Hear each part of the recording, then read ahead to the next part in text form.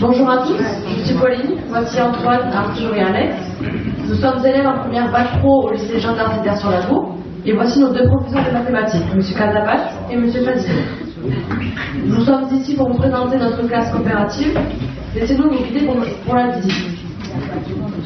Ce qui nous frappe par entrant, ce sont des chaises un peu particulières qui permettent d'assister parfois à de curieuses chorégraphies. Passé le côté original, cette chaise est un véritable outil qui nous permet de faire varier rapidement notre posture de travail. Et on ne peut pas faire n'importe quoi puisque nous devons respecter les 10 commandements de la chaise à roulettes. Notre classe dispose de 2 salles communicantes comportant chacune une quinzaine de chaises mobiles, un îlot remédiation et des postes informatiques disposés sur les plans hauts. Là encore, au-delà de l'outil, cela nous permet de varier notre posture. Certains apprécient de travailler debout à certains moments. Et on peut même également travailler dans le couloir au calme. Sur certains temps, nous pouvons être tous dans la même salle avec les 2 professeurs. Pour cela, on utilise régulièrement la salle polyvalente du lycée. C'est le moment des activités de découverte, d'évaluation diagnostique ou de conseil coopératif. Mais comment en sommes-nous arrivés là? Alors, cette classe coopérative constitue une nouvelle étape d'un cheminement débuté en 2012 avec l'instauration d'évaluation par compétences dans l'établissement, suivi en 2015 par une expérimentation de la pédagogie inversée en maths sciences. À chaque fois, un même constat, accueillir en lycée professionnel des élèves souvent scolairement fragiles, en particulier en mathématiques, et peu confiants en leur capacité de réussir leur formation et d'envisager une poursuite d'études. Mais de nouvelles pratiques créent de nouveaux besoins. Comment encadrer efficacement des groupes souvent hétérogènes, comment répondre aux sollicitations des uns et des autres, et finalement comment gérer la difficulté d'être seul. Et puis finalement quelque chose était là sous les yeux de tous, 2 professeurs aux pratiques déjà proches, avec une perméabilité assumée entre les 2 salles et le constat de l'existence de déséquilibres.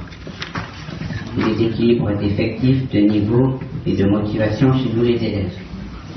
L'idée a donc germé de casser le schéma classique du chacun sa classe pour donner naissance à une grande classe encadrée par 2 professeurs et dans laquelle le travail coopératif serait encouragé aussi souvent que possible avec pour principalisée directrice que l'élève soit impliqué à tout moment dans ses apprentissages en tenant compte de son vécu scolaire, de ses forces et de ses fragilités.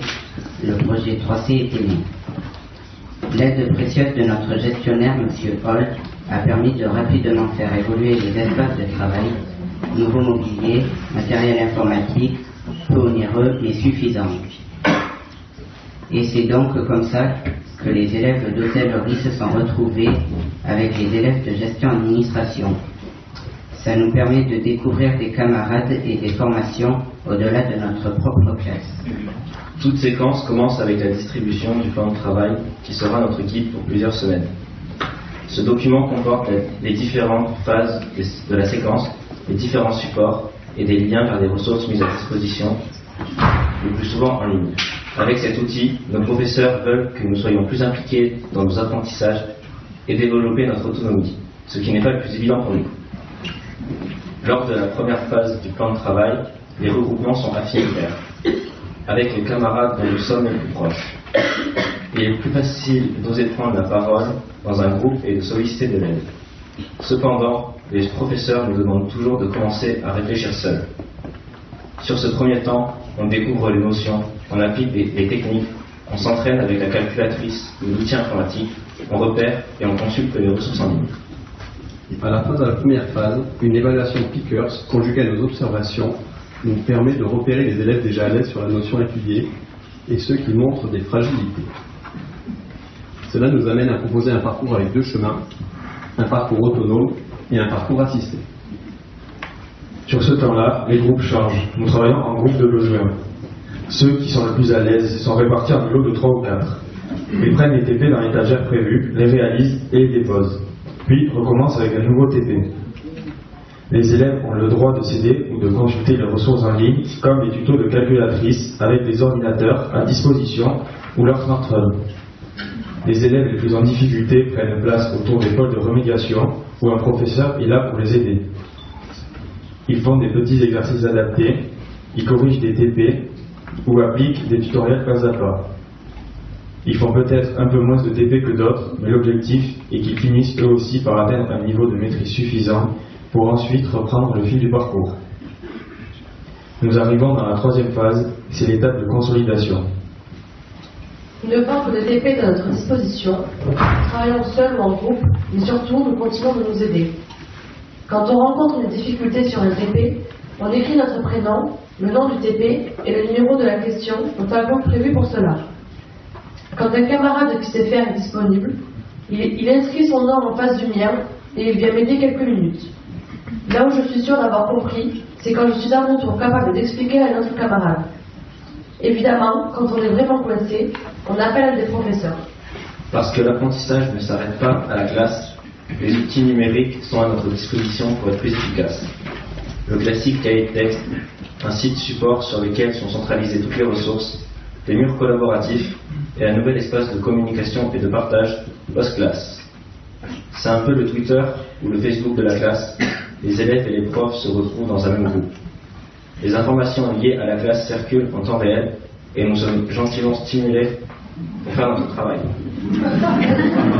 Les contenus étaient là, faciles à mutualiser, mais notre rôle c'était d'installer un cadre sécurisant à l'intérieur duquel nos élèves allaient évoluer. Un cadre autorisant une certaine souplesse quant au déplacement, aux postures ou à la possibilité d'accéder aux ressources, mais un cadre installant également des routines, des habitudes dans le travail seul ou en groupe, dans les modalités d'évaluation, le respect du temps et bien évidemment des règles sociales. Au jour le jour, un outil comme Classroom Screen, donc une interface en ligne, est précieux pour poser ce cadre. Le conseil coopératif est le lieu de discussion des règles qui régissent le fonctionnement de la classe coopérative. Une fois par période, une heure lui est consacrée. Bien que ce soit très inhabituel pour les élèves d'être consultés sur ces sujets, c'est un moyen de nous rendre acteurs de cette classe. Ces temps permettent aussi de désamorcer certaines tensions qui résultent de notre fonctionnement atypique. C'est vrai qu'évoluer dans cette classe, ça peut être déstabilisant, et là encore pour certains élèves comme nos camarades de seconde. Nous avions été habitués à un mode de fonctionnement intégralement piloté par le professeur. Là, on se trouve régulièrement bousculé, obligé de s'investir, ne serait-ce que pour suivre le plan de travail. C'est loin d'être évident. On en arrive même à réclamer des morceaux de cours plus classiques parfois.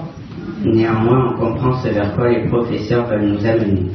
En suivant le cours, l'ambiance est plus légère, la pression est moindre, même si on sait que le travail devrait être rendu et sera évalué. Se mettre au travail semble plus évident. Il est trop tôt pour savoir si on sera plus performant pour l'examen, mais on aura peut-être appris plus que des mathématiques. Effectivement, les objectifs de cette classe dépassent le cadre seul des mathématiques et visent à développer chez nos élèves des compétences que nous jugeons tout aussi importantes que des capacités disciplinaires. La coopération, l'investissement personnel, l'autonomie, la vie dans un groupe. Et le temps manque pour évoquer les impacts sur nos pratiques enseignantes.